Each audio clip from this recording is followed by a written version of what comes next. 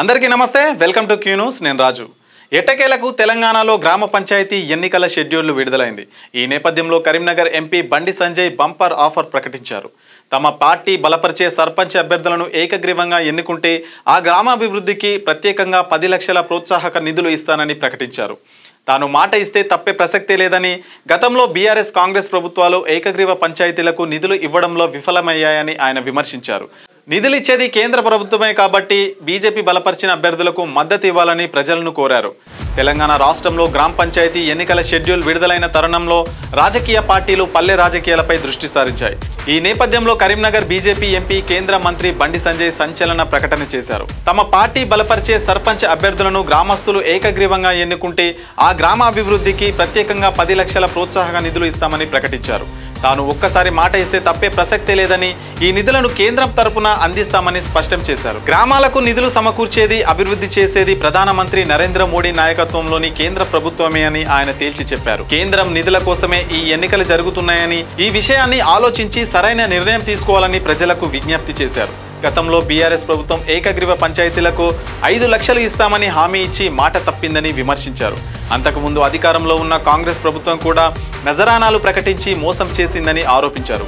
కాబట్టి ఆ రెండు పార్టీల మాయమాటలు నమ్మి మోసపోవద్దని, పొరపాటు చేస్తే 5 ఏళ్లు నరకయాతన తప్పదని ప్రజలను హెచ్చరించారు. ప్రజలను ఏకం చేసి గ్రామాభివృద్ధి వైపు దృష్టి సారించేలా ప్రోత్సహించడానికి ఈ ప్రోత్సాహక నిధులను ప్రకటించాలని నిర్ణయించినట్లు ఆయన వివరించారు. బండి సంజయ్ ఈ ప్రకటన చేయడానికి కొద్దిసేపటి ముందే రాష్ట్ర ఎన్నికల సంఘం ప్రధాన అధికారిని రాణి కుమిదిని గ్రామ పంచాయతీ ఎన్నికల షెడ్యూల్ను విడుదల చేశారు. ఈ ప్రకటనతో రాష్ట్రంలో తక్షణమే ఎన్నికల కోడ్ అమల్లోకి వచ్చింది. ఈ పోలింగ్ 3 దశల్లో జరగనుంది. మొదటి విడత పోలింగ్ డిసెంబర్ 11వ తేదీన ఉండగా, నవంబర్ 27 నుంచి నామినేషన్ల స్వీకరణ ప్రక్రియ ప్రారంభం కానుంది. డిసెంబర్ 14వ తేదీన రెండో విడత పోలింగ్ ఉండగా, దీనికి నవంబర్ 30 నుంచి నామినేషన్ల ప్రక్రియ ప్రారంభమవుతుంది. ఇక చివరి దశ ఎన్నికల పోలింగ్ డిసెంబర్ 17వ తేదీన ఉండగా, డిసెంబర్ 3 నుంచి నామినేషన్ల స్వీకరణ ప్రక్రియ ప్రారంభం కానుంది. రాష్ట్ర వ్యాప్తంగా మొత్తం 12,728 సర్పంచ్ స్థానాలకు, 1,12,242 వార్డు స్థానాలకు ఈ ఎన్నికలు 3 విడతల్లో జరగనున్నాయి. ఈ నేపథ్యంలో బండి సంజయ్ ప్రకటన పల్లెల్లో తమ మద్దతుదారులను గెలిపించుకోవడానికి బీజేపీ చేస్తున్న బలమైన ప్రయత్నంగా రాజకీయ వర్గాలు విశ్లేషిస్తున్నాయి. మీ వ్యాపారం అభివృద్ధి కావాలని కోరుకుంటున్నారా? అయితే వెంటనే క్యూ న్యూస్ని సంప్రదించండి.